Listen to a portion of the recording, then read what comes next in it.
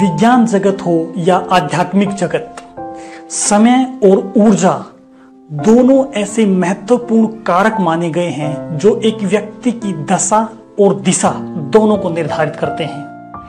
जब एक व्यक्ति अपने परफेक्ट टाइम मैनेजमेंट के साथ सकारात्मक ऊर्जा को कंबाइन करते हुए आगे बढ़ता है तो वह निश्चित तौर पर ही कामयाबी को पाता है।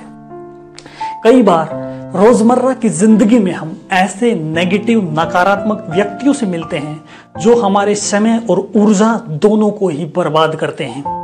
हम उनसे मिलना नहीं चाहते, लेकिन फिर भी रोजमर्रा के कामों की वजह से हमें उन नेगेटिव आदमियों से मिलना पड़ता है।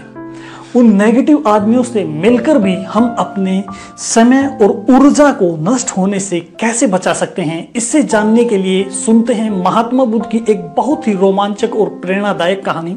हेलो दोस्तों, मैं डॉक्टर जोगेश शर्मा स्वागत करता हूं मेरे एपिसोड सेल्फ इंस्पेक्शन यानी आत्मनिरीक्षण में।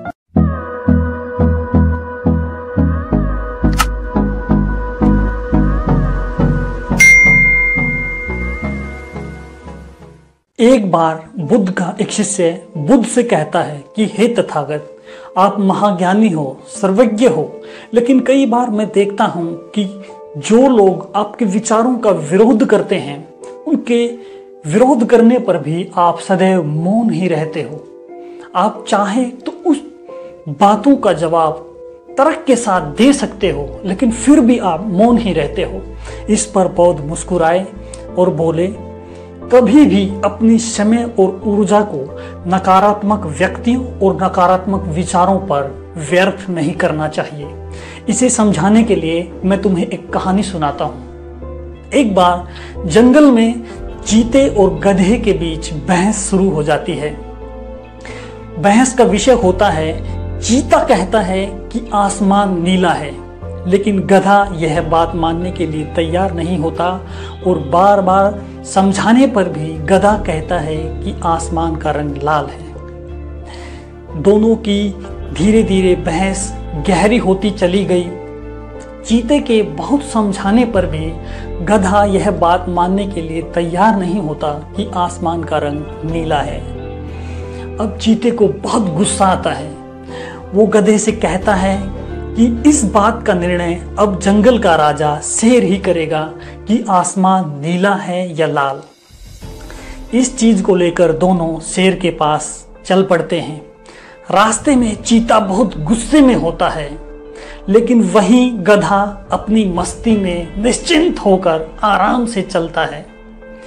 दोनों शेर के पास पहुंचते हैं। चीता घटना को बताने से पहले ही कहता है कि हे राजा, हम दोनों में से जो भी बेवकूफ हो उसे तुरंत मार देना। शेर कहता है कि ठीक है, पहले घटना तो बताओ। तब चीता कहता है कि मैंने इस गधे को बहुत समझाने की कोशिश की कि आसमान का रंग लाल नहीं नीला है, लेकिन यह गधा समझने के लिए तैयार ही नहीं है। शेर पूरी बातों को बड़ी ध्यान से सुनता है और चीते से कहता है कि ठीक है, तुम बेवकूफ निकले और मरने के लिए तैयार हो जाओ।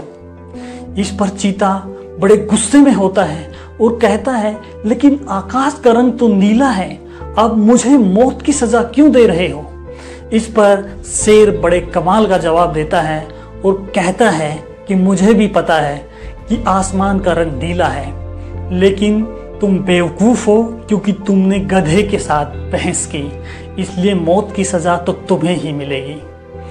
अब सारी कहानी सुनने के बाद बौद्ध का शिष्य समझ चुका होता है कि बौद्ध नकारात्मक व्यक्तियों के नकारात्मक विचारों पर सदैव मौन क्यों रहते हैं। दोस्तों, इस कहानी से छोटी सी सीख हमें यह मिलती है कि जब भी जिंदगी में आपकी किसी से बेवजह बहस हो और आपको पता हो कि आप बिल्कुल सही हैं, तो वहां पर खामोश रहना ही सही है, क्योंकि बहस को बेवजह ज्यादा बढ़ाने से समय और ऊर्जा का नुकसान आपका ही होगा, उस गधे का नहीं।